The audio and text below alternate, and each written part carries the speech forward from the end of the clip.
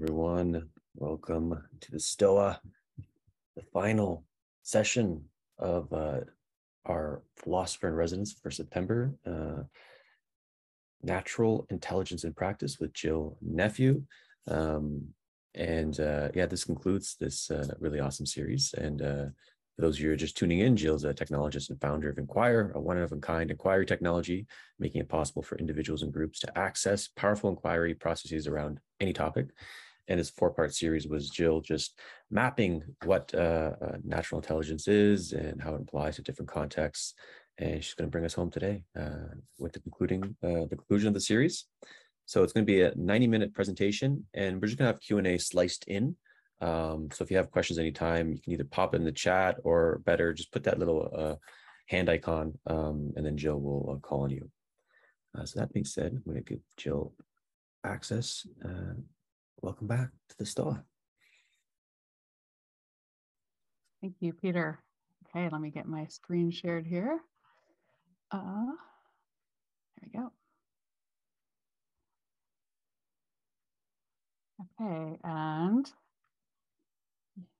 you can see my slide deck, not my presenter notes. Is that right?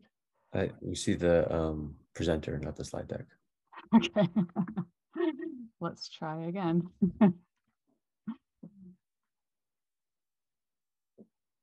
How about now? Yes, that's perfect. Okay. My own secret notes.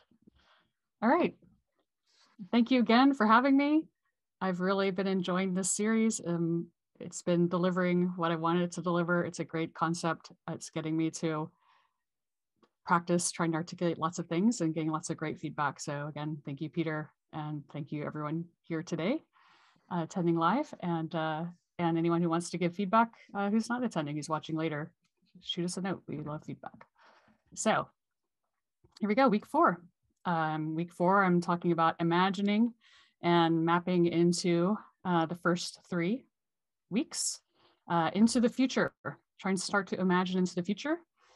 And the strategy here is going to be to look for case studies with community practices that might be kind of leading the way, or give us nice analogies, metaphors, things to work with that might help us fill in through this lens of natural intelligence, what we might be looking for in the future in the times we're in. So here's the quick talk overview. I'm going to do another one of my recaps to do another pass on last week's material, hopefully helping to clarify and incorporate feedback I got to make the previous week's points more salient and clear, and then move on to the new material, which I said before is going to be case studies, which is going to be full of storytelling, analogies, and then finally recapping the whole series with some takeaways and kind of big picture of where we are and maybe where we're all going together in these times. Okay. So the recap. So last week, we're talking about language revealing this calculus of reasoning, that if you looked at these special kind of question forms and the nature of what we do when we ask each other open questions, we start to reveal a unified process framework, a model of change of the psyche, a model of how life changes and adapts. And we looked at different ways we could use this kind of unified model, lensing into existing psychotechnologies. And I showed a couple, but then in the interim, I went ahead and, again, this is not an exhaustive study. This is just me going through each category. And I just went through and pulled out some that came to mind for each category. So I'm just gonna allow you all to just skim this, and then anybody who wants to rewatch can stare at this and see if they can come up with others, or if they agree or disagree. But this is basically, I'm arguing the dominant modes of many mainstream psychotechnologies and ways we approach things when we're under different types of psychological distress. And this is, so I'll just kind of go through these quickly.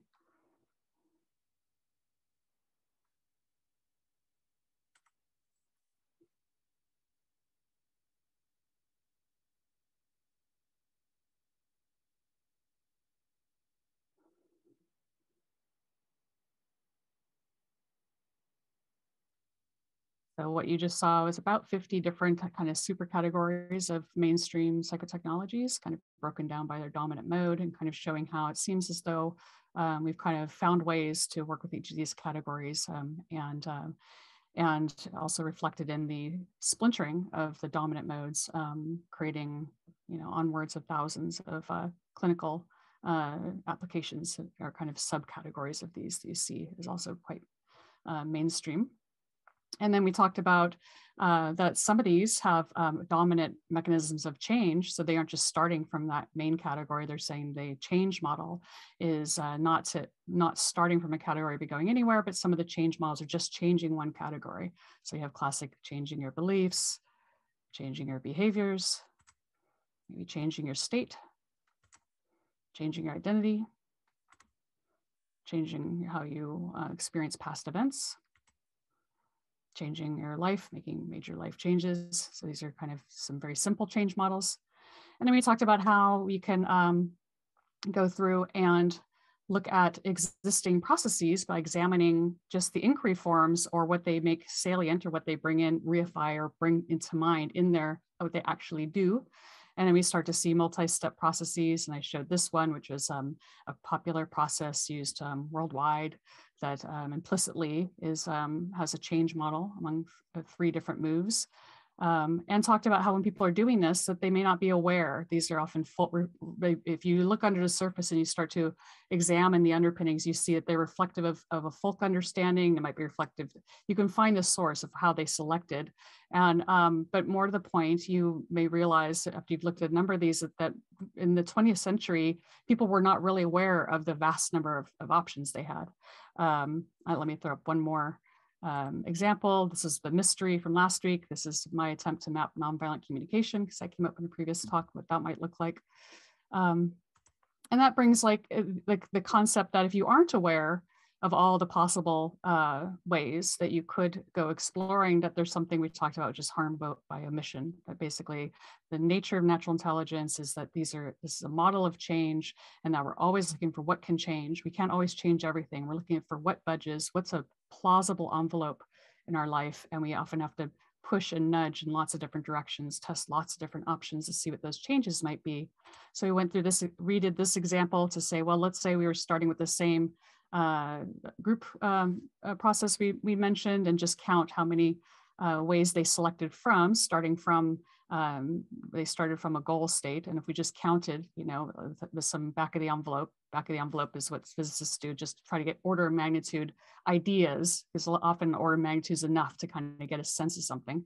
And we got order of magnitude that there was, potentially, if they had done an exhaustive search, they could have potentially revealed 160,000 third-degree aspects that maybe were opportunities for change.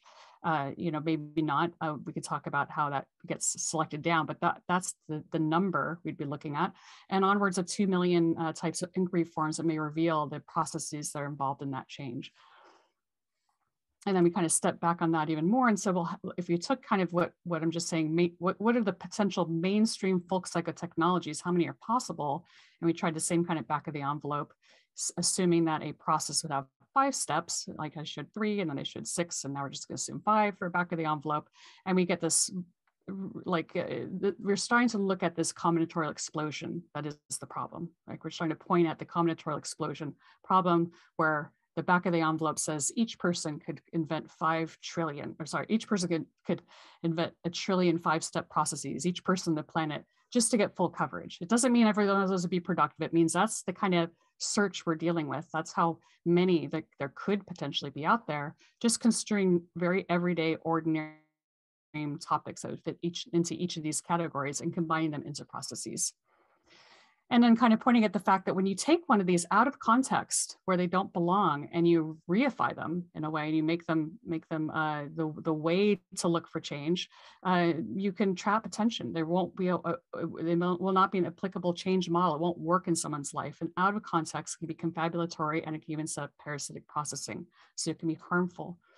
Within context, it becomes insight-based. It can become transformational. So there's a huge pressure to say that the right way forward would be to select these, tie them to context, ground them in context, and not have them floating, all trying to claim the crown of global context applicable to everything, which is what we have as the at the end of the 20th century clinical psychologies. All these different modes were saying, well, we'll just use random controlled trial to compare them all. They all work equally the same. Well, this would be one explanation why, because they're all missing out on all kinds of things, and potentially they're all including something that something else than this in making them all kind of equally effective.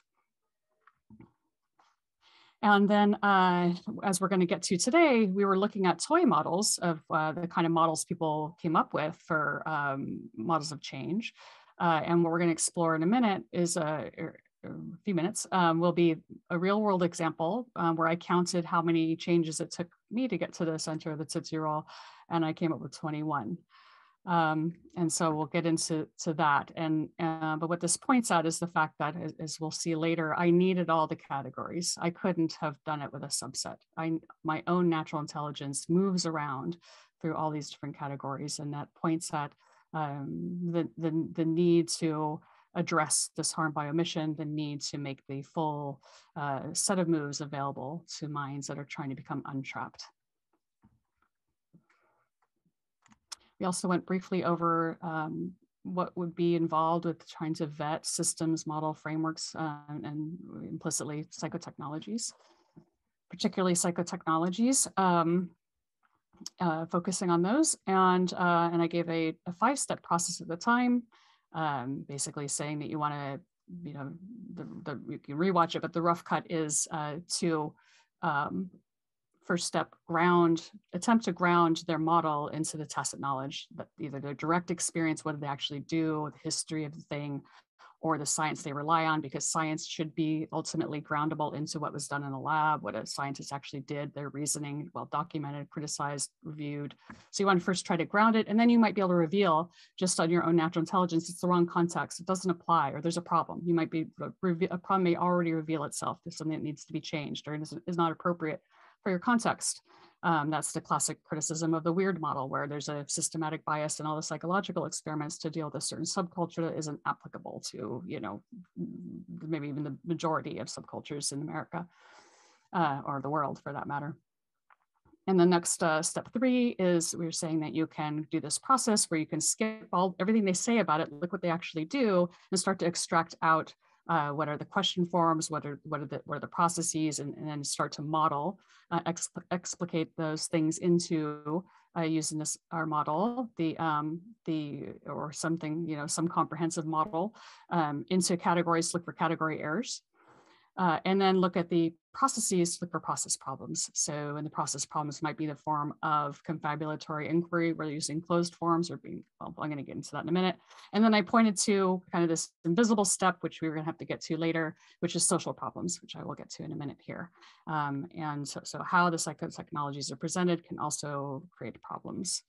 So we went over this step 5, it's kind of going into more detail on what this looks like, that when you have, if you have taken the model and done the exercise to try to see what are they assuming, how are they mapping it into processes, you can look for these category errors. You can look for presumptions in the concepts, which can be confabulatory. You can look for mechanism presumptions, which can also be confabulatory. You can look for the fact there is no mechanism or process that can be hidden often and hard to note in statistical models, that the model might be ungroundable into process. This is kind of the lurking problem with biological psychiatry, that chemical imbalances in the brain aren't grounded into biological models. It's an open criticism that still persists with their explanatory models don't bother grounding into real biological models, even though they give a biological categoric structure. You can also have just the nature of the question forms beyond that can be confabulatory, where they tend to corner people into things, or use forms that would be presumptive in presenting the model, or being suggestive in the guessing. And you can have systematic problems with presumptions around what can be reified and what can be de-reified. So even if something is applicable in a given context, is there permission to make it no longer applicable? Can it dissolve away? Is it held up? Is the system rigid in that way? Is it brittle in that way? And now quickly, getting through the missing sixth step, the social problems. There are, just this global problem with people that when humans come together, they tend to, it's our superpower and our kryptonite that we defer to hierarchy. We can come together on collective fictions. We do shorthanding all the time. We'll just adopt what everyone else is doing. That's very adaptive. It can be really advantageous, incredibly fast, but it leaves us with a vulnerability that we, when we do that, we are no longer sense making. We're just receiving sense giving, and so when we are trying to basically find solutions for our world, when we're trapped or we're trying to find some way out, when we need insights, it's actually it's a problem. And this is well documented, the problem with, groups in general, that this happens. And so when people come together around these shared fictions, there's all kinds of other ways this can show up that make it dangerous to go against a group. So you can have groupthink, tribalism with signaling in-group and out-group, social pressure to do what the group does. A lack of solitude, meaning a person cannot restore their own, basically a brainwashing effect where people can't restore their own history. They're just basically being filled up. Their cognitive workspace is just being continually filled up with other people's information, and they can't access and digest and restore their own autobiographical memory. You can have problems with dynamics of social equity, alliance building, that those exchanges are permitted or even encouraged. We kind of pointed out last time that a lot of the confabulatory inquiry language can even be promoted, used, or even if it's tolerated, that can be a problem. And I kind of skimmed over, but come back to, you can have confabulatory developmental stage models implicit, where people will confuse a pathway through someone's life, arriving at some sort of state to be reflective of the identity, and confabulate this kind of global mechanism that sets up that reifies these hierarchies and that are confabulatory and nonsensical. So these are all kinds of social problems you can be looking for to try to make a psychotechnology not harmful. So our kind of mega list of the first principles of psychological harm with psychotechnologies is that first, the professions don't hold tacit knowledge, people do. And so there is a lockup right now of people giving help. When people's attentions are trapped, they go to professionals to get their attention untrapped. Those people untrapping their attention have a problem with their profession. It needs to be cleaned up, and they cannot show that with more training, they're getting better outcomes. That's the big criticism. So that should be addressed. And there is a combinatorial explosion of processes that can be tied to contexts that are not reflected in the current psychotechnologies. They aren't mapped to context, they're pulled out of context. This idea of harm by omission and the social problems we just discussed can also set up parasitic processing, where things are reified. It's too dangerous to break out of models. Models are, if you deviate from a shared fiction or a tribal narrative or something, a causal mechanism, any of that model being reified, you cannot deviate from that in a social setting without being in threat. And that everything out there currently is not being vetted and corrected for these kinds of things, is what we're pointing at as the crux of the mental health crisis. So this is really a 21st century cognitive science, the way we see it, meets 20th century clinical psychology. That we're at a crux time, hopefully, when if we could educate the market, get people understanding what modern cognitive science knows, that people could start to demand better of clinical psychology, better solutions, and better help. And what that might look like would be that the professions falsely claiming tacit knowledge would be challenged and democratized. That could look like peer support, could look like community support, could look like much more affordable, easy training, understanding do a deeper look at what the value is they're adding and where that's actually coming from, if it's not coming from their professional training, and figure out how to create more people that have that. And everyone should be empowered to create, use, and share models, frameworks, processes, the psychotechnologies that come out of construing different combinations of this unified framework, adapted to a given community of practice, and be free to claim the tacit knowledge that they gain or have as experts by lived experience, either by being part of that community or by learning how to help that community. Both forms of tacit knowledge can be claimed by people that have democratized access to creating psychotechnologies that adapt to what people need and communities need. Current practitioners need to be made aware of the harm by omission and give their clients options for revealing envelopes of plausibility in their lives beyond, become clean that there are many menus, many options, many possibilities. That should become common knowledge that there are many ways, like an explosive number of ways out if you're feeling trapped, to not give up, a message of hope. And this is what individuals should be educated on, that the full set of forms are not hard to learn. They're like math. And so they can be psychologically self-reliant and protect their natural intelligence. So that catches us up with our recap. Might be my fastest recap yet. So now we are going to move forward, completely change gears into the future. So I'm going to start with kind of bringing back this concept of a time between worlds. Many people are pointing at this. Many people are beyond the time between worlds that aren't in Western countries, but the idea is that we have built up a lot of infrastructure based on the Western mind, the systems and machinery and industrial revolution and all this infrastructure. And this took a tremendous amount of energy and this explosion of creating all these systems and whatnot. And they're just getting more and more complex, and we're running out of energy to support them. They're crumbling, and we're in a transition time. We're in a collapse scenario, uneven.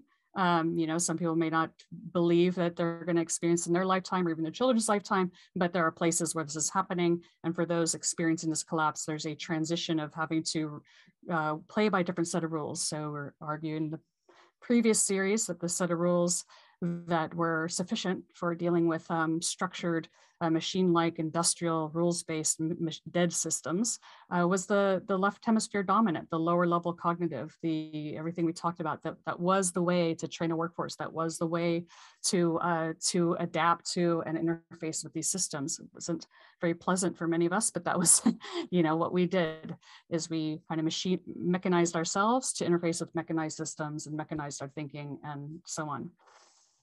And with the collapse of that, pointing out we need a restoration, and we're going to need our full natural intelligence to adapt and to survive. So we're going to look at a case study, and I'm kind of retrofitting this. So let's pretend I didn't already have one top of mind. What I would be looking for, what I argue we would want in a case study, is one that can show the potential of natural intelligence. Like, how powerful is it? Especially in the previous talks, we're talking about a lot of people feeling desperation around the overwhelm and the way things are going and the complexity.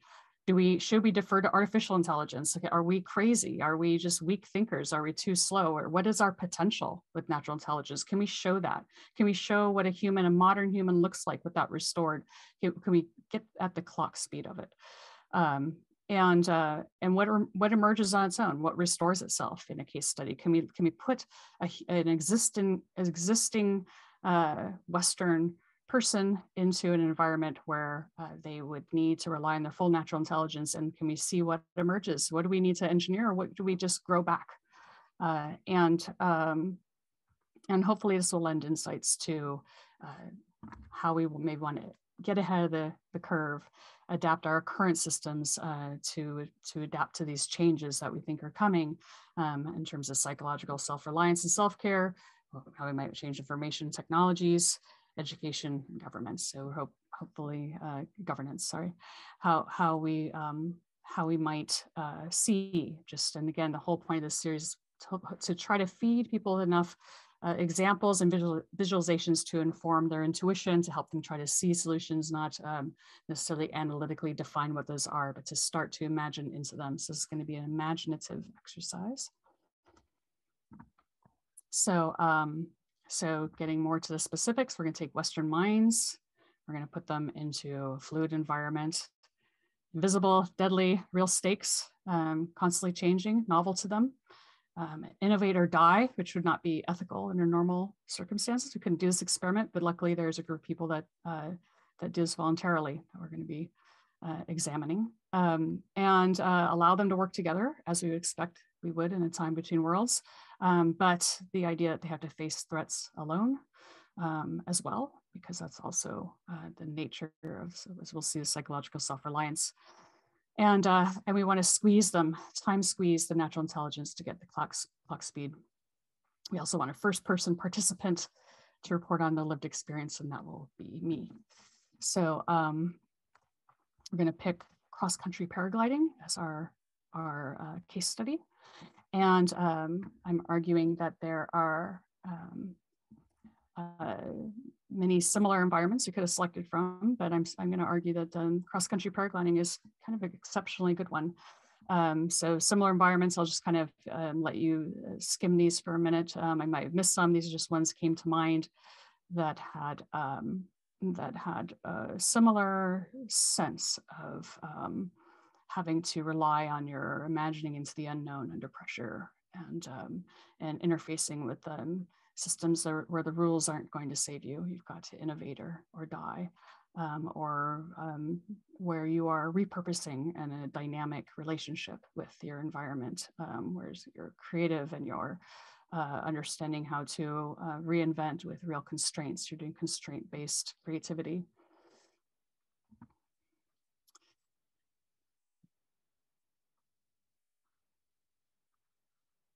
So, okay, so let's dive into this. Let me say one more thing about this. What I'll be bringing to this is that I participated very heavily in paragliding since 1994. These are the early days, which I think is helpful. I don't know so much if the current climate is as reflective as the early days. The early days, we were really learning a lot about how the sport worked. And so I'll be pulling on what the culture was like back then. So I started flying in '94. I got very into competition. I competed on the US team in 2000, which is like the Olympics for air games. I was gunning for trying to be a world champion. So I was 100% all in. I was training very hard for this. And I will be telling stories from that time in my life.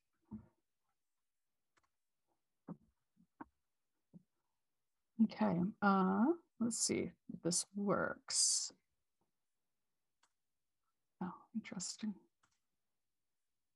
Okay. So paragliding. Paragliding, like all glider sports, is like invisible chess with the sky. At any given time in the sky, 10% is going up, 90% is going down. It's all invisible.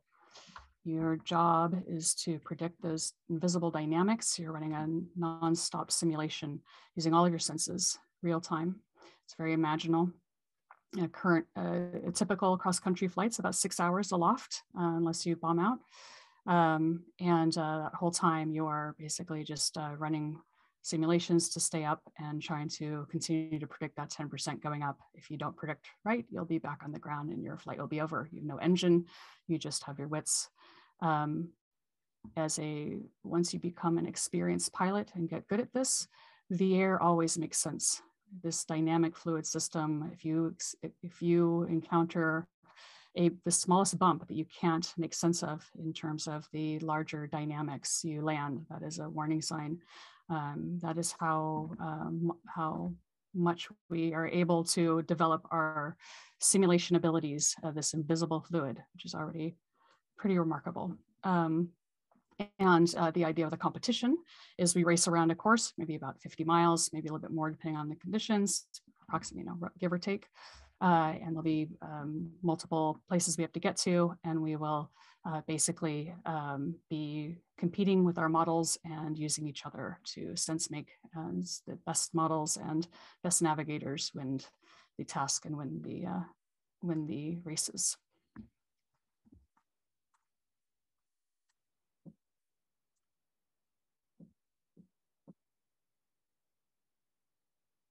Okay, sorry, my preview does not show the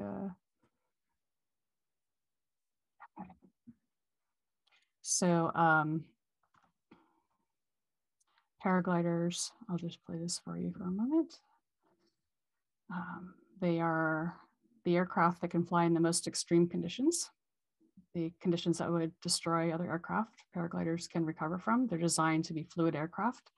We seek out turbulence. We are, sorry, hold on.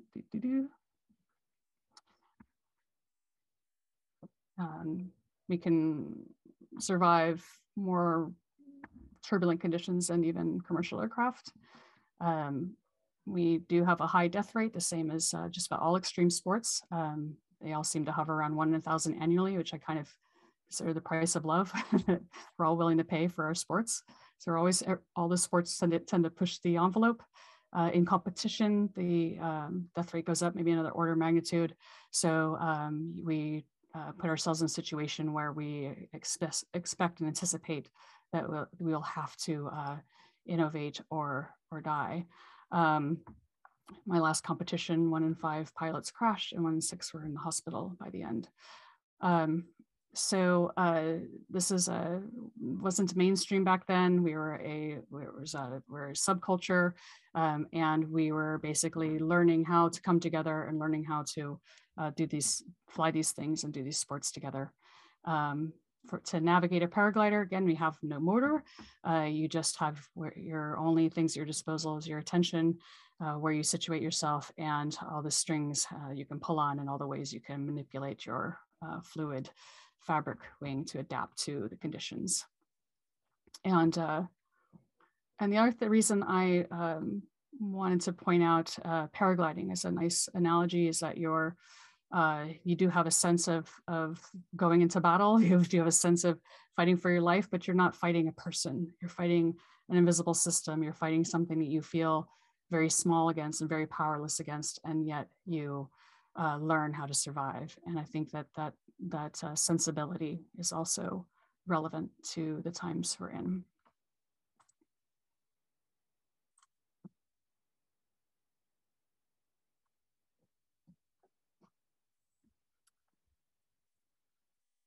So just, this is a representative image of what we're actually secretly after.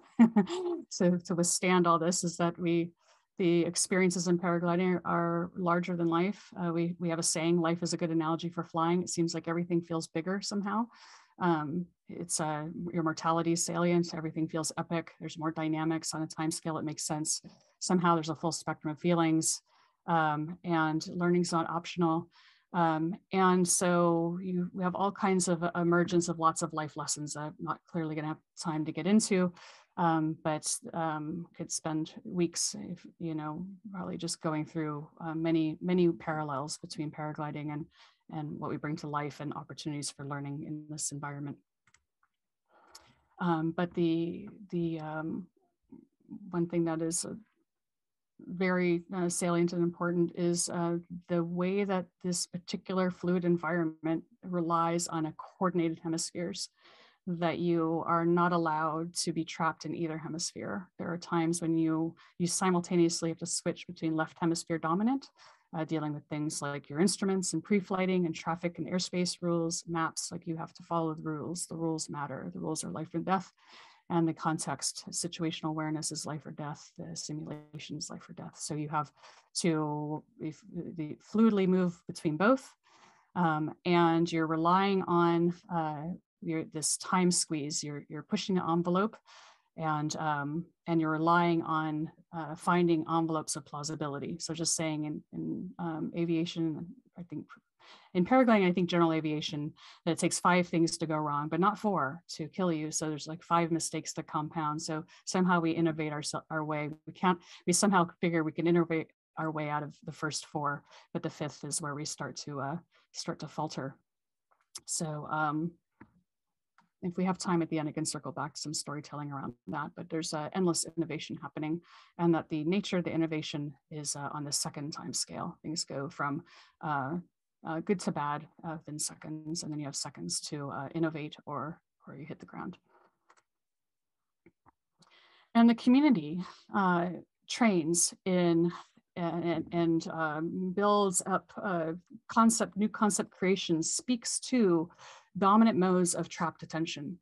Untrapping attention is the key to survival and winning tasks and winning competitions. And so we language the sport. And I think that's a really important metaphor analogy to take from this, that this community, one thing that came out that emerged is a languaging around trapped attention. We know it's our job to untrap our attention. We train for it, we speak to it. And again, I'll just, you can just skim this list. I won't have time to go into these, but these are well-known modes that we think very deeply on and speak about endlessly. And so it's really the nature of what you're up against in the air comes down to basically just one rule, one job. You have to keep your attention from being trapped. This is an example of somebody having a problem and not giving up. Finding his reserve, the reserve doesn't deploy, he doesn't give up. He's fighting. He's gonna pull in the reserve, get it out of the bag, throw it again.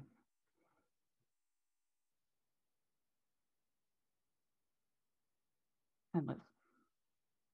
You can't give up. One job, keep your attention from being trapped.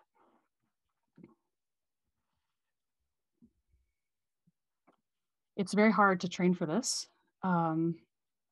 We try to, but the things that come up when you find yourself in some of these circumstances are like having a gun to your head. You don't know exactly what you're going to do till you're in that scenario. And so, sorry, I'm kind of confused here with my slide deck.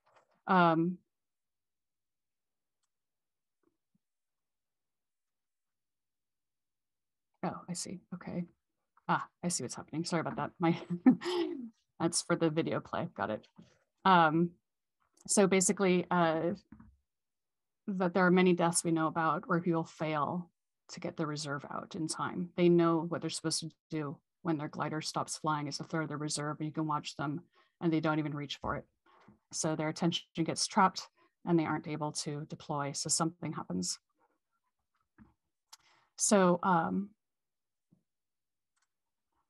so now I'm gonna walk you all through a situation where where that happened to me, and walk you through the moves my mind had to do to untrap my attention in this scenario.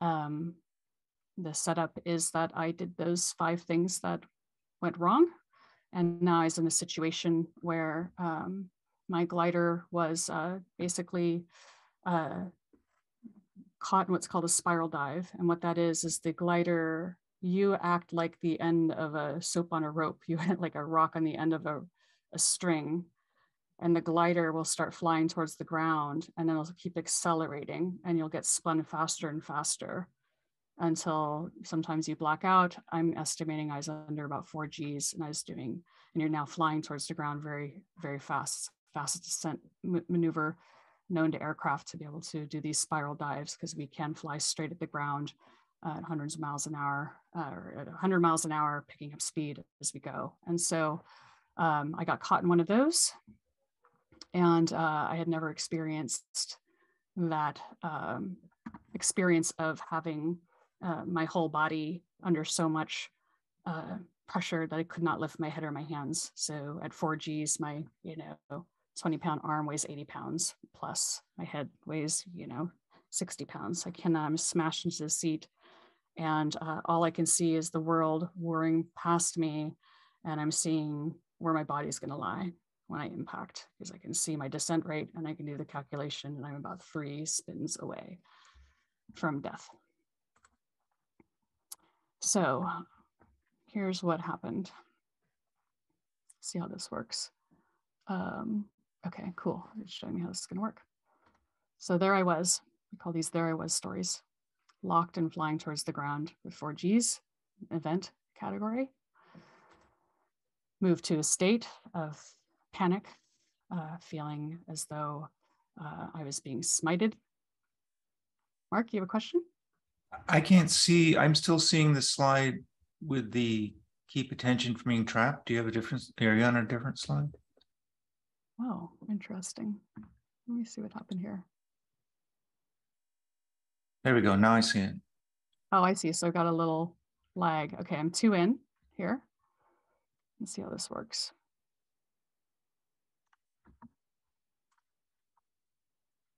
Technology. Okay.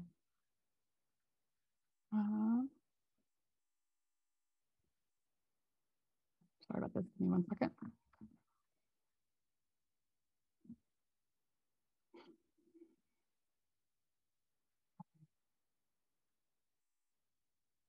See if this works. There we go. You see 3? Okay, cool. Okay. So I'm in this state of this feeling as though I'm being smited. And the principle I didn't know I was operating under is that I somehow, this was karmic. I must deserve this. I must be time for me to die. I must interpret this as being a meaningful event. And that led me to reify a Christian God that has decided it is his job to smite me. It was the only, what could be smiting me? It must be the Christian God resurrected, even though I wasn't a Christian at the time, which brought to my identity of a repentant, submissive servant was going to pray or maybe just fall limp or give in to the reality of my life, which then moved me into saying, well, what did I do? I'm a product of my environment. I don't understand what led me to here, which initiated a life review of life flashing before my eyes. And I quickly saw all the chapters of my life, past, present, and future, unfold in front of me, where I was restored, understanding that my deepest value was somehow to protect and save the planet. And that somehow I had some imagined future of maybe Neo or Matrix or helping humanity get out of the Matrix.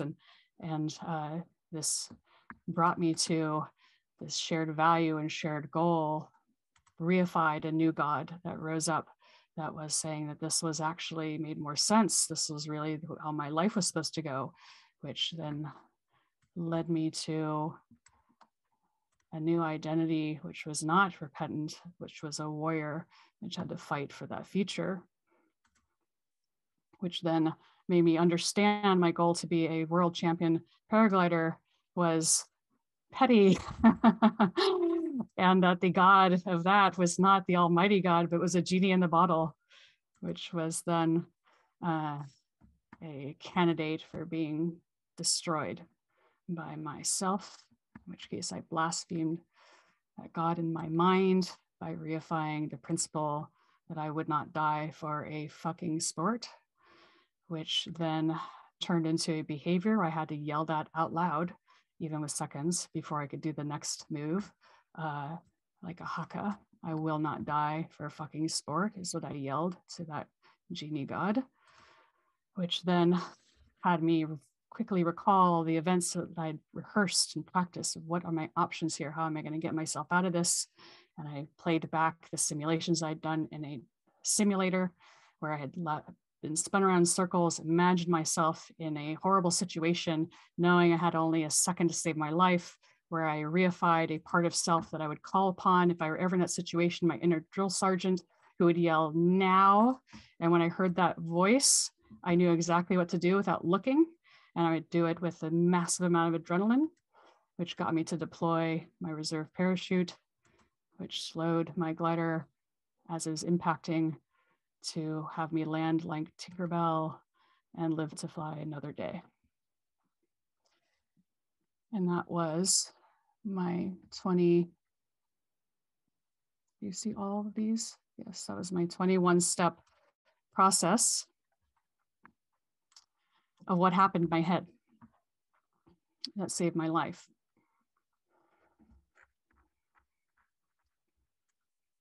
So at step 5, I had revealed a parasitic process that was going to kill me.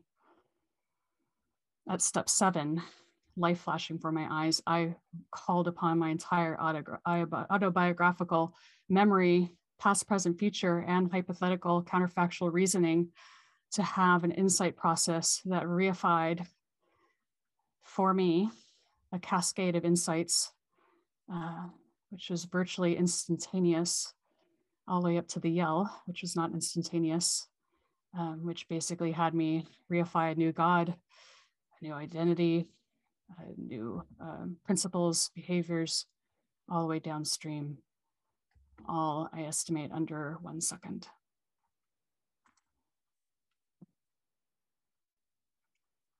So takeaways on this is that, or some of the takeaways is that, first off, this was a safe example of a relatively safe example for me to open up my mind for you all and show you what my sense making looks like. But, you know, people go through this and it's very private and it's very intense and there can be many more moves. But they can be very fast and we often find ourselves having to do it alone. And that I had to challenge and deconstruct many confabulations that were dormant and misunderstandings around what I was capable of, to go from what was impossible and make it turn it into the possible. And I needed all of them. I needed all of the moves available to me. I needed to not be stuck on any of them. And that plenty do get stuck. And that in a sense, what my mind did, I think a good analogy is like a musical instrument that we are basically know how to play these notes when our attention's unstuck. We can find the notes, you know, through these forums, through open and inquiry as ways of looking, seeing that freeze, that help us restore and find them. If we don't know how to play them, forget how to play this music to ourselves, but we can get very, very fast at playing this music. And just like saving the baby who's under the car, we can unleash when we need to a parallel processing in our natural intelligence that allows our mind to do things that and unleash a cascade of insight processes when we need them. And so I did a back of the envelope on my own process, saying this is getting at the heart of trying to find the clock speed of what natural intelligence is capable of, for those that would say that we need to defer to supercomputers. If I assume that there's on the order of 100 meaningful aspects in each category of those 12 categories of my life, my whole autobiographical history, I'm just going to assume 100 relationships, 100 identities possible, 100 key events, 100 in each category, ballpark, give or take, against the back of the envelope, 50 to 100. And that there's 10 of those categories to check, just to make the math easy. So in the step, 38 of those steps were critical. The rest kind of followed. 38 were cognitive moves, searches, and associations. And if I do the math on that, you get 1,000, looking across 1,000 to the 19, I get 10 to the 38, 10 with 38 zeros. Conceptual blends I did, not floating point operations, conceptual blends. Now, I want to remind you all that a computer doesn't know how to do one of these yet. My mind did 10 to the 38, or at least knew which ones to select out of relevance realization that I needed to blend to have a cascade of insight processes. The fastest supercomputer today is 10 to the 18 floating point operations per second. I'm 20 orders of magnitude faster at a minimum. If you could assume that we could take the fastest supercomputer, which you can't yet, and do a single conceptual blend, then I am, or even orders of magnitude faster than that. And I'm not special. And we know that from wisdom research. I'm not special, I'm an ordinary brain. So right now, computers are consuming 10% of the energy on the planet. We have 1 order of magnitude, so we're out of energy with computers. And we have untapped natural intelligence, orders of magnitude more powerful, billions of them, untapped, with virtually no funding on ways to tap into them. I'm arguing that, and I'm going to argue now that what we need is to move all that funding, trillion-dollar industries, into this tech that goes from decision support, which is ridiculous. It's like I couldn't count on such a weak machine to help me make important decisions in my life. I need humans. And so we need tech to help humans. And we need tech to situate, so we can find them, to situate what we know, to bring us together, to understand with the relevance realization how to find each other, to find the context, to situate the context, to understand where these psychotechnologies belong, to understand where the others are. We don't need them to help us decide. And what we need, which I'm going to speak on next, is collective natural intelligence for that decision support.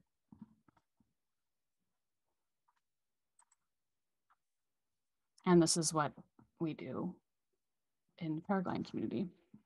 So I'm going to talk next about collective natural intelligence. The easiest way to understand collective natural intelligence in paragliding is how we use it real time. When we fly around in an invisible medium, we have radio contact with each other. We have sensors. We can see each other. We make each other visible. And from that, we use each other to construe the invisible. We are able to extend what we know as a super organism with connected senses that can use language, that can language thing in real time update each other. We can do this. We can do this with tech. We have tech that helps us do this. And we can train. For every time there's one of those scenarios where you get your attention stuck and you have to unstick it, there are thousands of scenarios paragliders use to conceptually blend against the stories they heard, to innovate when their attention isn't stuck, to find the blends, to bring new combinations together, to innovate around new solutions. So we do asynchronous capacity building through group insight-based inquiry. Basically, every time a pilot lands, we ask, how was your flight? What happened? Tell the story. We sit around campfires telling stories of each other, other stories. We spread these around the world. We share them within context. When something comes up that is resonant with a story, we bring these stories together. We blend them together. We have the sense, I have the sense when things become dire, I literally feel like I'm spinning through a Rolodex of stories and events and blends, and I'm flashing them, and I'm seeing which one's going to save me, and I'm seeing which ones I can innovate. I can actually visualize that process of this culturally created Rolodex of how we save each other. So just as we said earlier, we use conceptual blends from our own autobiographical memory to come up with new solutions. We do it with each other's autobiographical memories to come up with new solutions. And now I want to switch gears and talk about another aspect of paragliding, which I think is anemic in our culture that we need to bring back, which is discovery phase. That we tend to be a jump in, we tend to memorize, machine-like, rapid fire, learn the rules, jump in. In paragliding, even with all that preparation, even at an expert level, we spend on average 4 hours before we launch on every day in preparation. We spend time debriefing. We bring in all kinds of science, technology, look at weather reports, do analysis. We have all kinds of sensors we dial into. We get debriefing from experts, storytell, pass on mythologies, the story of the site, the story of the conditions that are relevant. We talk about contingencies. We talk about impossibilities. What are the rules and boundaries? What are the danger zones? What's going to kill us? What's going to kill us on that day? What should we be looking out for? And we imagine and we simulate and we go off on our own. We know as true airmen, we have to make the decision alone. We have to match our skills, our comfort, our mindset, everything with the conditions. We need to be able to understand if we can meet this, if we can really meet the day, if we are up for it. So we use tons of tech to situate, and our culture emerged gods. We don't talk about it as an odd thing. We just all talk about wind gods. We all understand that if you are dealing with an invisible force that can kill you, that you have to name that thing and you need to understand that thing. And that is the nature of gods. We talk about sacrifices to wind gods. We talk about trying to understand the wind gods. We try to get right with the wind gods. We do endless thought experiments. we run, like I said, tons of scenarios. And of course, we do endless left hemisphere gear checking mechanical connectors, checking rules lists, checking sectionals, making sure we got to know all the rules, making sure everything really is connected. Make a plan. And most importantly, we wait for yes. We have a saying in Paragliding up at the top, the only one thing worse than being on the ground wishing you were in the sky is being in the sky wishing you're on the ground. And so the yes is when we are sober-minded and we take it all in. I think Layman talked about this during the Tumos talk. We go from the sense of a second feeling of running off the edge of a cliff, a sense of maybe going to die, a sense of anything but this. And through hours, it can evolve until all of a sudden you feel a rising sense of yes. Nothing's going to keep you from running off that cliff with joy, running off that cliff with the deepest desire to meet the thing you love more than anything, no matter come what may. Even if the conditions are horrific, you are ready to meet them. You're ready for the epic. You found your yes. You say yes to this. And this discovery phase, this sensing into the discovery phase, the taking time for the discovery phase, and the ability to opt out from things is completely missing from so much of our culture. This idea that we would be able to take that kind of care and tune into our senses and trust ourselves that much, and know that these decisions for ourselves are up to us.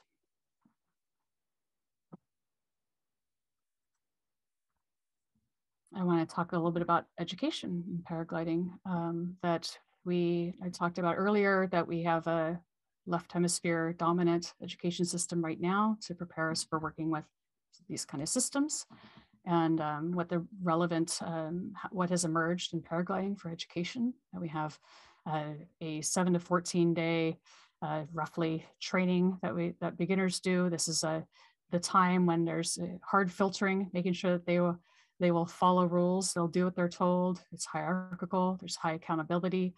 The number one rule is you have to follow the rules. You do whatever your instructor says. You don't ask questions.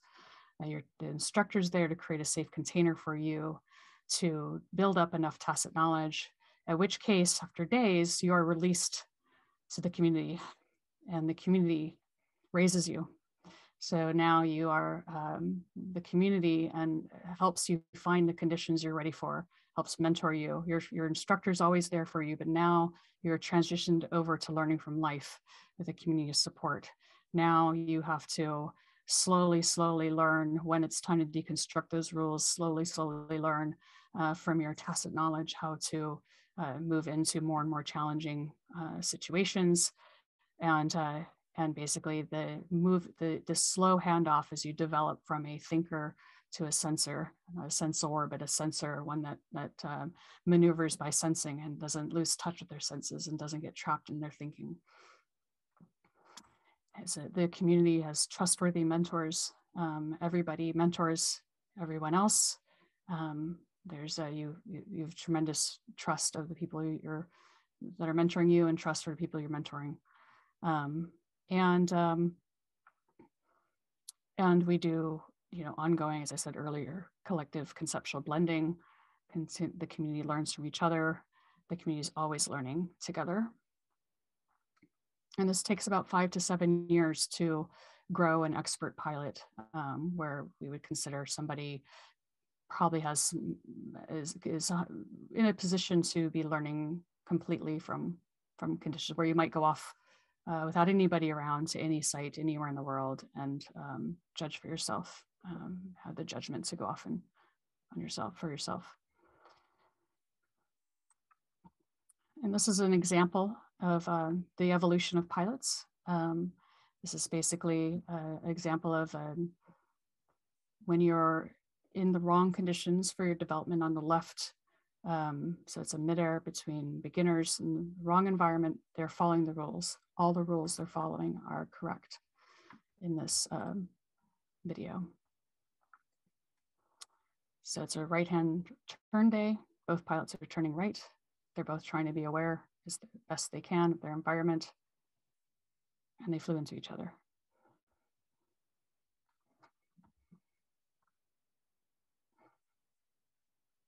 And now this is when someone becomes an expert pilot during a competition. The pilot, each of these pilots is tracking every other pilot in lift conditions that can be quite strong. They're going to be predicting the trajectory of every glider, up, down, left, right, and they're going to be continually positioning themselves within an envelope of plausibility while following all the same rules. And they're all counting on each other. If anybody fails to do this, there will be a midair. And this is a competition gaggle.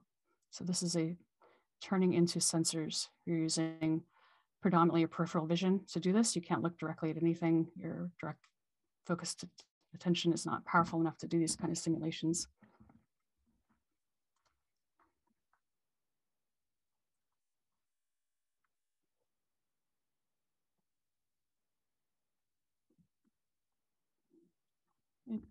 There's a switch in the nature of coaching.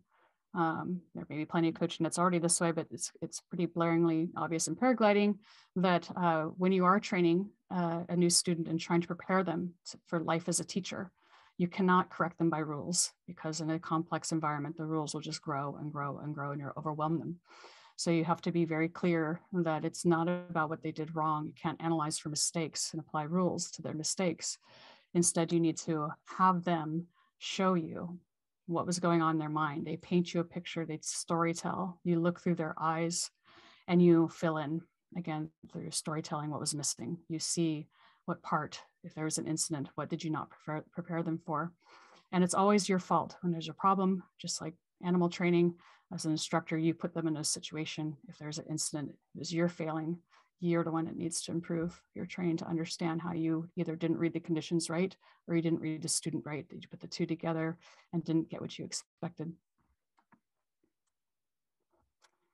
And this leads to emergent morality and governance. This is what the community does. We're formed and maintained as a self-governing organization under the FAA. They give us that right. FAA just cares about us not harming passengers and people we're training, the civilians, I guess, and that we follow airspace rules. Beyond that, it's up to us to govern ourselves. So we have chain of command and high accountability. Like I said, if there's any kind of incident, we all feel responsible. Something was missed. Someone missed something. We also, what comes from is we hold each other accountable for living. On launch, we try to talk people out of bad decisions. We feel like it's our job to try to reason with people.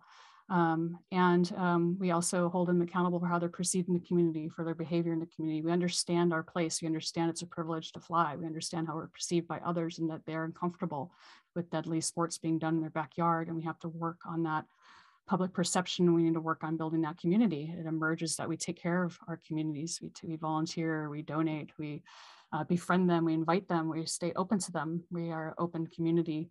And we are compelled, I'm not doing these in exact order, but we're compelled to risk our lives for each other. We don't, total strangers, no one tells us to do it, we all do it. There's more of a problem when there's an incident of too many people trying to help, never, not enough. When I had my deployment and I was laying there shocked that I had walked away from this, certain I should have died, the very first thing I did was radio everybody else I was flying with that day, telling them I was down and safe so they didn't risk their lives to try to save me. We are a very connected community. We think about each other, we look out for each other. And we don't even have to like each other to do that. And we often don't like each other and we do it anyway. So we're just a motley crew of people who are attracted to this sport. And a lot of extreme sports, they have a deep passion and love for this thing, and that's what unites them. And in paragliding in particular, in a lot of extreme sports, they don't like rules, they don't like following rules, and yet they do. And they're free spirits, and they're often loners, and they're often big personalities and challenging personalities. And yet this is what emerged, an ability to without an ability to act for the best of each other, for the best of ourselves, for the best of the communities that support us, for the best of the communities that we are embedded in and rely on for our sport.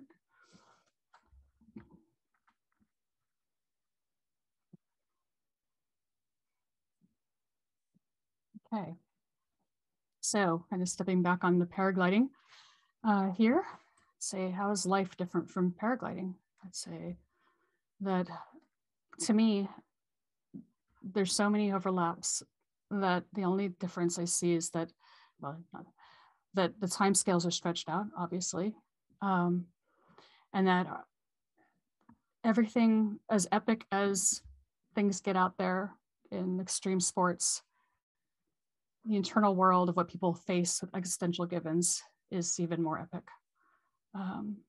If people ask me what's the most epic thing I ever did, these are the adventures I did in my own psyche, not the adventures in the sky.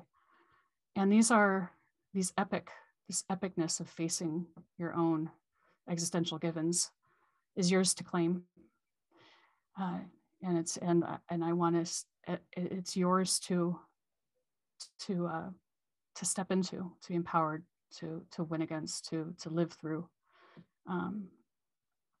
And in as much as our attention's trapped, when our attention's trapped, that journey to reclaim that has been taken from you. And I want to encourage people to have hope that they can reclaim it for themselves. They can take it back.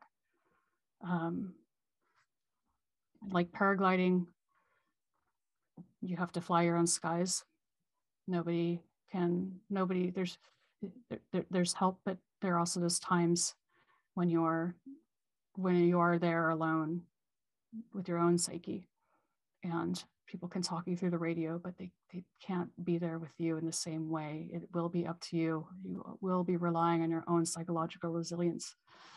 And you can train for that. We can train for that. We can train people for that. We can train everybody for that.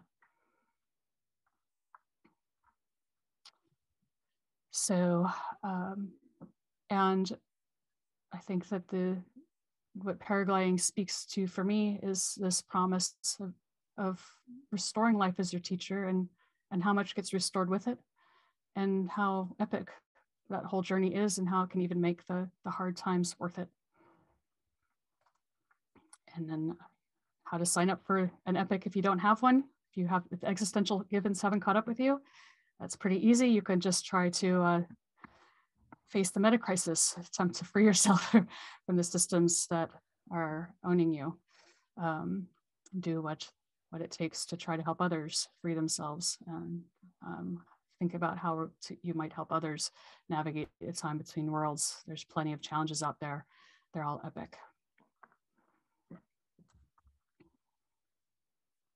This last scene is called an armada in paragliding, and that is the first glide where we all leave launch together to face, where we'll all eventually be spread out, but together across the course. And is how I feel maybe in these times of community, so that we feel a sense we're all going to start out together, and we're all going to be facing our own challenges along the way. So putting the whole series together here, that was my best attempt to help you see what I see, give you examples and visualizations of natural intelligence, hopefully give you lots of conceptual blends and things you can mull over and play with and see what emerges in your own thinking. And I want to kind of say again, as an overview, I started with the science, and these concepts were reasoned arguments from first principles, trying to find envelopes of plausibility using the academy. I was using a naturally intelligent process, my own, that I invite others to join me in, to take the evidence and the tacit knowledge from across different domains to try to find this envelope of plausibility to face the meta-crisis. And I'm arguing that this is an argued, that this is a constrained, argued perspective, that it rules things out, that there are things we don't need to do, that we don't, all we need to focus on is what we can do, and there are many things we don't have to do. And that is a focusing, or it gives us a necessary and maybe sufficient set of actions as a call to action to face the meta-crisis, that ultimately come down to collectively alone restoring, enhancing, and protecting our natural intelligence through the crux move, insight-based inquiry, this idea of kind of coming down to how we use our attention systems alone and with others to restore, enhance, and protect our natural intelligence. And there are concrete steps we can do that I went over throughout this series. Just to recap: train for psychological self-reliance and untrapping your attention, clean up harmful psychotechnologies because we need them. This is when people's attention are trapped, nothing, they're going to harm others. And getting everybody's attention untrapped is the most important thing we could be doing right now, the most high leveraged move we could be making, and making sure psychotechnologies can do that for people. We need to innovate context-bound, tacit knowledge-based new psychotechnologies bound to context within communities so that we can quickly find solutions. So we practice the moves of adaptation. So we practice the move of how to come together and start this emergence happening in communities of practice. We need to educate for a changing world based on that tacit knowledge, address our education system, realize that people can learn all that, the procedural knowledge nowadays with YouTube videos. You don't have to be doing that in a classroom. We can return to what does it take to the meta learning required that we'll be having to rely on, and people educating young people on how to do this.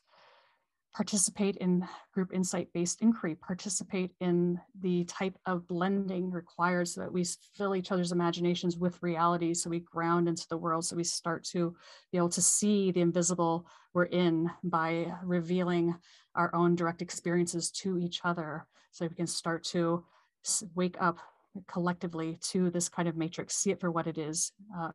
We can do that together. We can do that more powerfully together. Govern and address the wicked problems with insight-based inquiry, basically to start now, learn how to scale these things. Tied to context, we have the most powerful processors ever. We can learn how to scale these to face large-scale problems, how to distribute solutions, how to continue to scale technologies that can do this. And to do that, move the technological funding and resources from artificial intelligence-based last hope, falsifiable, wrong approaches to human decision support towards human natural intelligence-based technology for decision support and for finding the others. I also am arguing that this was a distillation process. This reasoned argument has high explanatory power. It is a theory of everything with explanatory power. With theories of everything and scientific theories, the one with the most explanatory power should win, or at least should be used, should be leveraged. And I'm claiming that this particular model, the ones that we leveraged, particularly in the first series, that blend of the kind of science that was brought in and more, reveals answers to current open questions that are talked about right now in the liminal web. There are answers. There are ways to work through these things and show what the envelope of plausibility is and come up with real answers to this. And there really is no time to waste on this. That this is not a time for politics. It's a time for courage.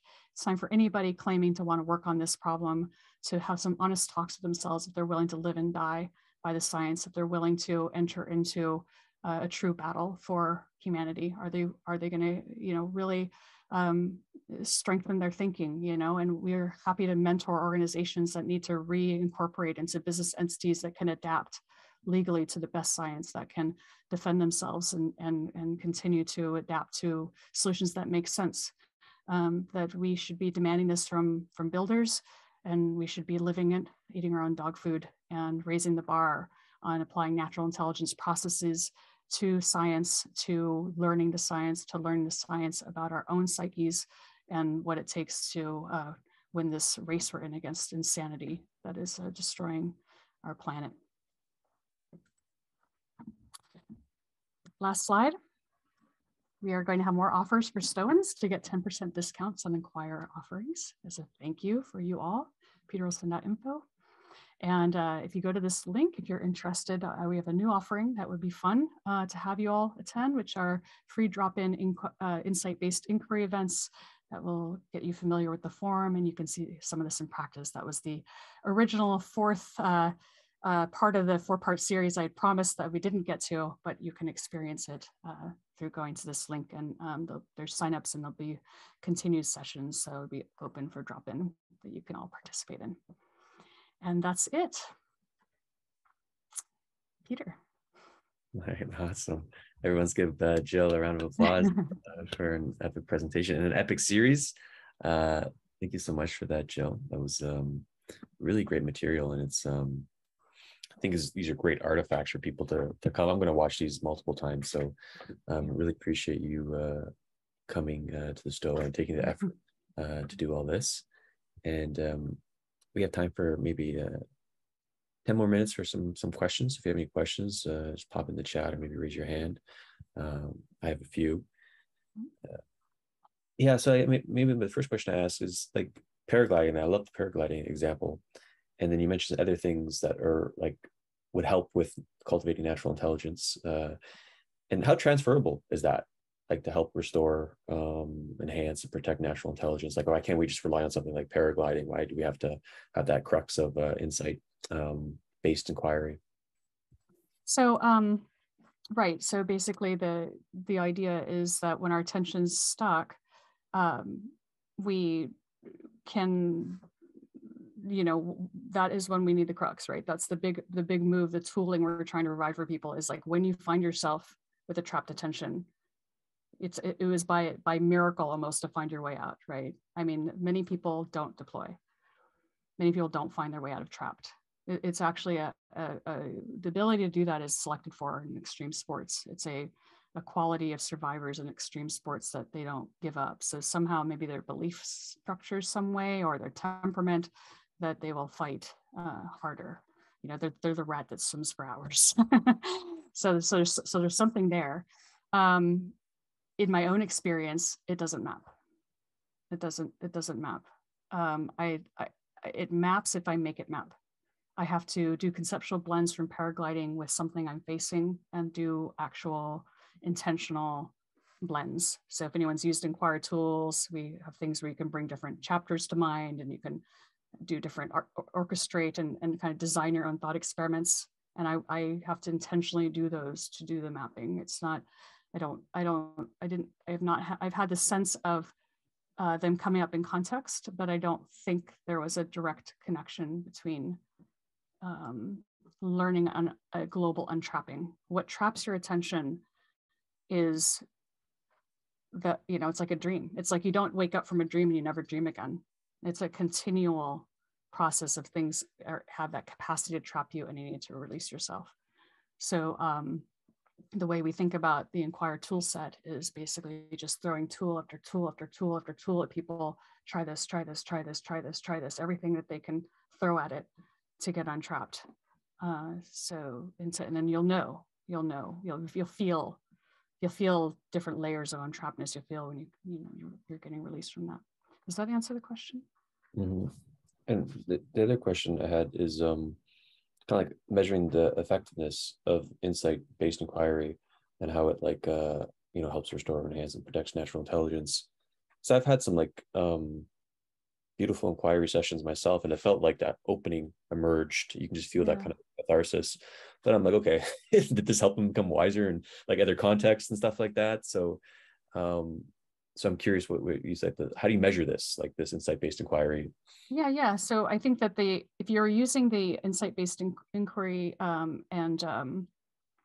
like in the abstract, not towards a problem you're trying to solve, which is can be fun, right? It can be insights can be fun to have. Like so you can have scientific insights and they're fun, or you can just I like to listen to theories of everything and like have insights, but doesn't change a problem I have unless that's my problem, but that's not really so we kind of enjoy that insight process. So the measure is that at the end, you should have a sense of clarity and you should be able to recognize that insight gave you something that's verifiably feels more true, like feels a better solution to your life. Like you will see, that's a better solution. Like that should be the recognizable quality of like, I now know a way forward. So in my 21-step process, I didn't end up doing something totally nuts. At the end of it, I came up with the solution I needed. I had to go through a wild pathway to get to the obvious solution, with distance, but I got to the obvious solution. So that would be the measure, is that people have a sense that that they aren't bothered anymore by the thing that was bothering them because they found a way out of the thing that they felt trapped in, like a viable, plausible way out. So that would be and that's what we're always measuring towards and trying to move towards with the tools, is to ask people and say, if you're not having that experience, that we want to help you, leverage the tools harder so that you are, aren't getting stuck. There should be a way through. What comes up is that term from the post rats, insight porn. You can get this like feeling of insights, but it's like almost pornographic in nature. Yeah, that's where we're really ground the way I like that idea. There can be kind of a perversion, I guess, of using the porn, like this idea of like you're just going after state chasing, and the state you're after is insight. It's one of the varieties of states that can be pleasant. And that's why I think it's important. That's like we say, the overall philosophy of the inquire tool sets is that you want to just be doing life. Like, why would you be doing porn instead of life? That's already the first question.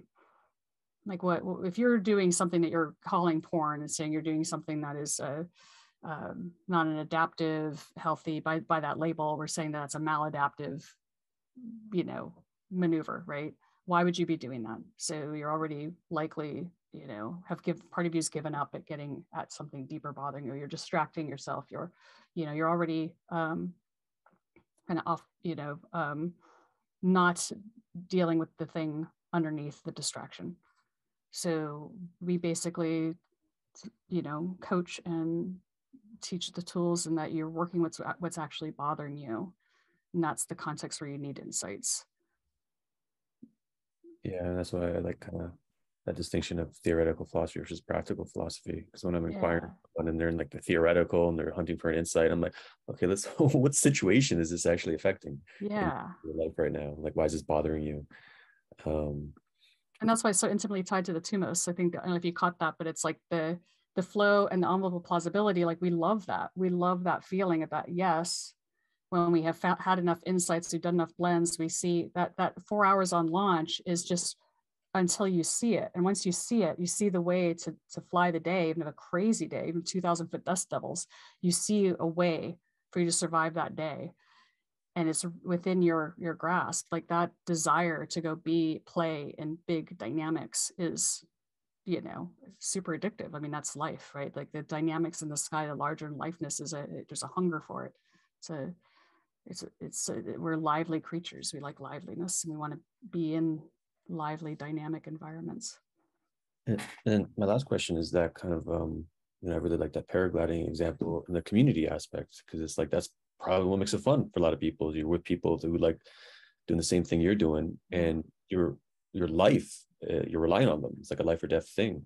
And so going to the insight-based inquiry, like a community practice there, there's like tremendous amount of intimacy needed in order for someone to kind of really like float down from the theoretical and talk about the personal and all the crazy shit that's happening in their world. So I guess it's like, what is your thoughts on cultivating this community of practice? Fun, sexy, and exciting, but also kind of like having that care involved. Yeah, that's a great pitch for, I feel like I hope McLean might also want to chime in on some of these questions. You might have better answers than I do, but this is a great pitch for like the whole basis of which you probably have to experience it to get a sense of it. What we're calling this, what we're going to be doing these free events around the group insight-based inquiry. That I showed you that personal process as a pretty vulnerable thing because I wanted to demonstrate the computation. I don't share that with people. I don't share my own personal gods and karma, and I'm not gonna. That's not relevant. All people want to know is that I deployed, and the mechanics of how it worked with the like that. They want to know all the parameters that they can bring the story. The story I tell about that deployment is not that story. I tell the story relevant to them, and the story that's relevant to them, that's relevant to all of us, is something about the conditions we're in that we share together. Help them see it better, to help them rehearse that same scenario with their own life, bringing their own meaningful context to it. So there's actually a kind of a complete lack of intimacy in that way that I think is a bias that we have in group modes, because so many of them are based on the old group therapy, encounter group models turned into group therapy models, turned into group modes where everyone's sharing and, feeling like they have to share intimate things to help each other when this model says, no, you need to understand material conditions and you'll help yourself. Like there's enough that people can share out there about the material conditions of their life from their far past as well. And this is why we need the older generations, that it's not sensitive, that they can speak to that happened, decades ago as well, to help people situate, but nothing vulnerable actually has to be shared. And I think that'll just become clearer if people start dropping in these sessions to get a real felt sense of how much you can see and how much insight you can have without having to get personal. Yeah. Very cool. Very cool. Yeah. All right. So do you have, can you stay 10 minutes after the bottom, Jill, to answer a few questions? Yeah. I can stay as long as people want. Fred, you had a question. Hey, Jill. Thanks. Hey Thanks for a wild 4-week romp, and appreciated that your passion for this. Well, spoke my right hemisphere. All right. Yeah. And as you were telling your story, obviously your internal self-reflection is very strong, and your ability to model is well honed. I was kind of curious about the modal airman, and how would the modal airman view their own natural intelligence and decision-making capacities, and maybe a question about transferability to other contexts. How would the modal person in your group succeed? And what is the modal person? I'm not sure if I understand. Did I put up a... Well, just the average person. Oh, like just an average pilot, not me, who's very introspective, and like how would they... Yeah. Would there be a difference if you asked them to talk about their experience? Well, certainly talking about their experience, but how they would view their own problem-solving capacity, how they would rely on their natural intelligence, how they would transfer that to other contexts. Is that a good question? Well, I think I know what you're getting at. I'm not special. This is not a special case that I just revealed. I just elucidated it for you. For instance, my friend Tammy, who's an aerobatics hang glider pilot, launched in a situation where her hang glider stalled out, and she was in a downward turn, basically about ready to smack into a rock face at 13,000 feet. And she ran a simulation, which had to be milliseconds, that saw that the way her spine would be impacted, she'd end up a quadriplegic, and she didn't want to be a quadriplegic, so she climbed up in the control bar to choose an impact where her neck would be severed, that she would just basically just completely break her neck in half and kill herself, which also was the only maneuver that could have possibly got the glider to fly. So she could see that was the better bet within milliseconds, and climbed into control frame, and the glider engaged, moved out of the stall, and just swoop away 2 feet right at the last minute, saving her life. So people run hard simulations, run fast simulations. Another person I know smacked into a rock face, broke both ankles, managed to figure out with 2 broken ankles how to fly the glider backwards and then spin it off the rock face and land safely. I personally made up an emergency maneuver when I was trying to figure out if I was going to, my options were, well, anyway, I don't need to go into the gore. There's a lot of gore that goes into it. So we're running a lot of simulations, and we're doing a lot of hard decision-making very rapidly within seconds. And we talk about those decisions like that. We don't talk about maybe the blow by blow. I didn't know there were so many moves in mine until I knew there was probably, I knew I had maybe I was told the story of maybe 5 to 7 moves if someone cared. I knew there's 5 to 7, but then when I went to get actually map them out, I realized that there was 18. They were sequenced like that. They weren't exactly simultaneous, but I knew there was a series happening. So in terms of the transferability, again, I don't see it. I do see that people, what I've wanted to do for some time, I've wanted to try to make it transfer. But people that want to do paragliding want to fly. So it's a little bit of this weird you don't want Christian rock, right? Like they're like, you know, the people that want to fly are like, I don't want a cognitive science or spiritual lesson here. Just I want to, you know, I want to fly. And then, so it's a little bit hard. It's one of these hard things with sports, using sports as an example, but I try where I can. Like I try to get in the kind of the kind of learning and thinking. But back to that one slide I was telling you about, the trapped attention. That's where it does matter.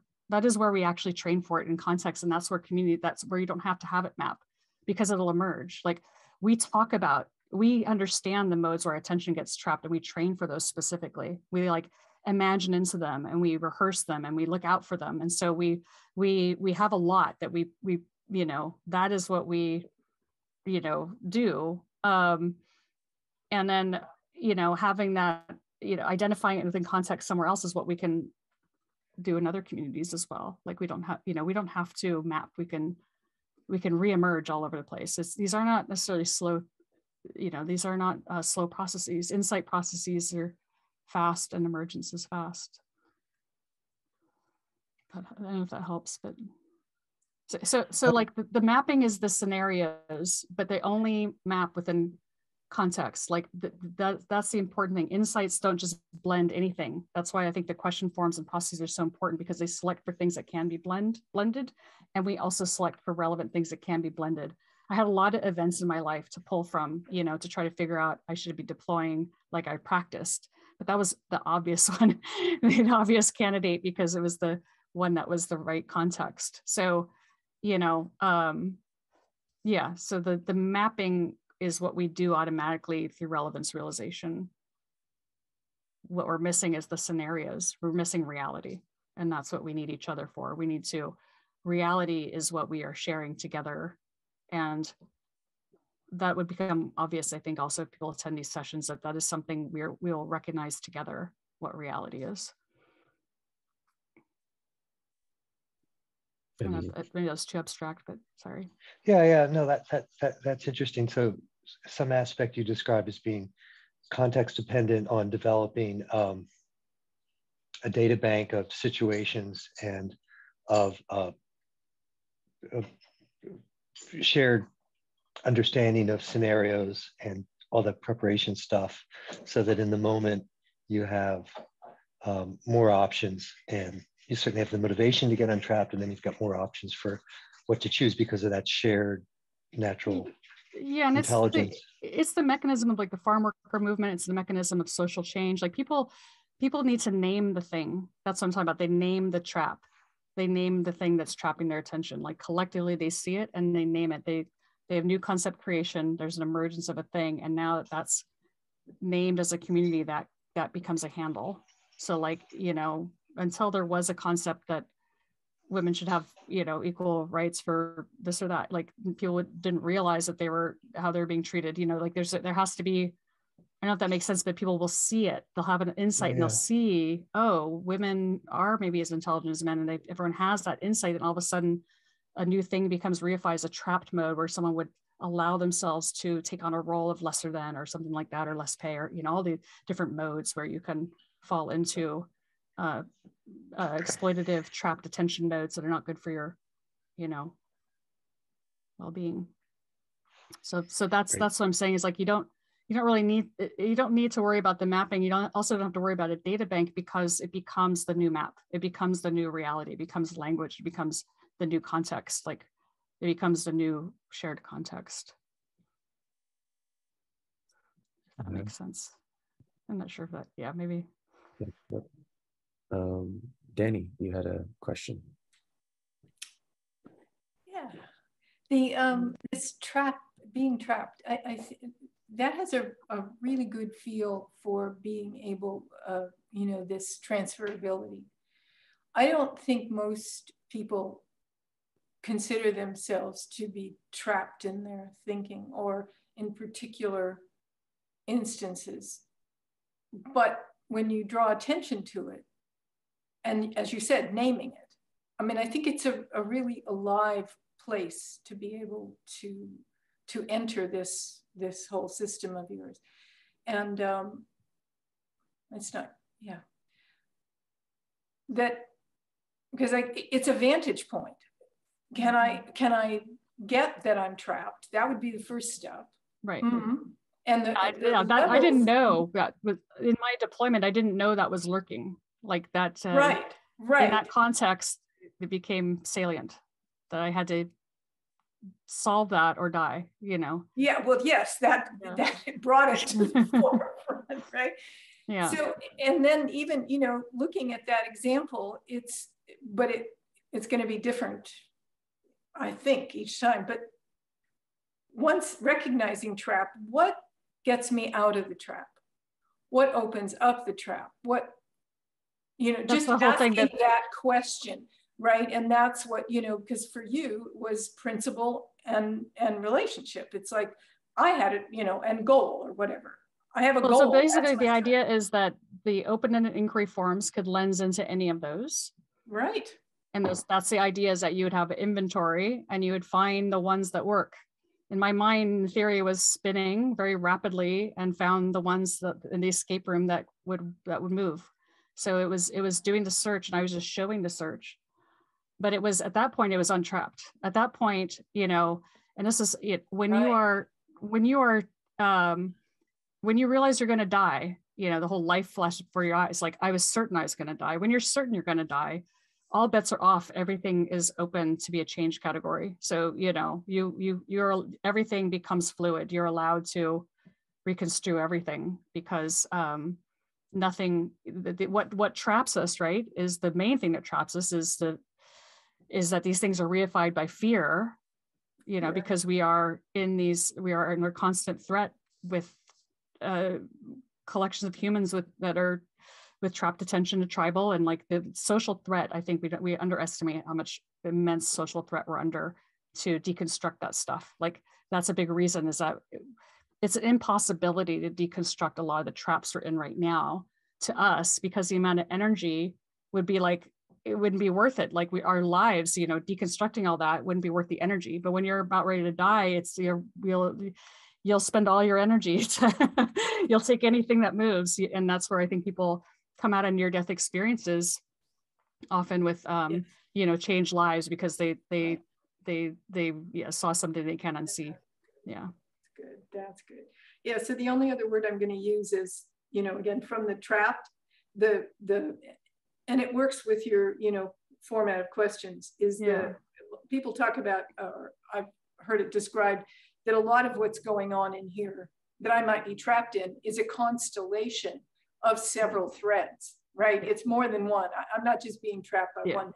Yeah. It's several beliefs, layers, convictions, layers, whatever. And so your system allows the detective work. It addresses the constellation aspect. It isn't just one thing that happened to me or one thing that I learned. No. Yes. Yeah. So it's good. Yeah, it's kind of like that first example I gave about Santa Claus. Like, it may seem kind of harmless if you always believed in Santa Claus. Like it's kind of cute to some people, just never got the memo and got on with life. And then in their 20s, they're like, wait, what? Of course. And they were like, of course not. But what else can ride along with that belief that men come down chimneys at night and leave you stuff? Like, that you have this vulnerability that, and also what's the physics of that, like what does that even mean about reality if that's a possibility? And that's kind of a silly example, but that's what it feels like when you get these root level insights. So we talk about doing a life review is this really powerful way to just go back and look at all your early construals, and you see stuff that you realize, look, there's so much attached to it. There's really this fabric experience that when you have that correction, you see that was an impossibility, and there's a better explanation, a better interpretation that can just ripple through your whole life in ways that are quite unpredictable. Yes, I just want to say, I love that root level insights and then what they do. And you're right. Yeah. They just spread out all over. Yeah. And just adjust. Yeah. Yeah. Yeah. That's it. Yeah. That's right. Yeah. Thank you. Yeah. Thank you. Very cool. That was a great question to end on. So Jill, any parting words you'd like to leave us with today at the STOA?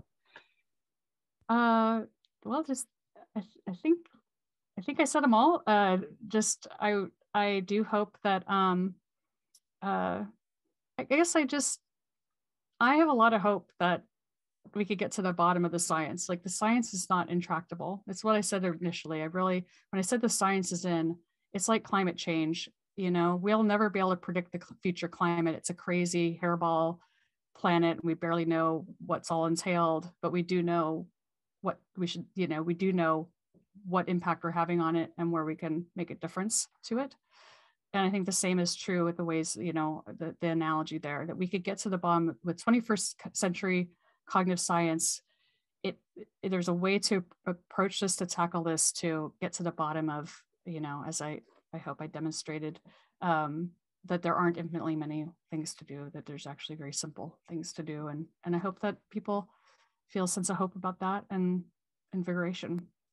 So. Awesome. Yeah, really thank you. Curious how this, how your journey, claims in your journey unfold with Inquire. I imagine there's gonna be more sessions at Stoa, and there's gonna be, I'm gonna do an announcement on the Patreon with the discount code for upcoming offers for Inquire. And you can check out new sessions at the stoa.ca. Our Philosopher-in-Residence series for September coming to an end, but we have one in October with Evan McMullen. He's coming back. Trolls Under the Bridge, intersubjective parasitology, computational demonology, and things that go bump in the dark night of the soul. It's a mouthful, but should be a spicy one, so you can check that out. It starts next week. So that being said, Jill, everyone, thanks so much for coming to Stoa today.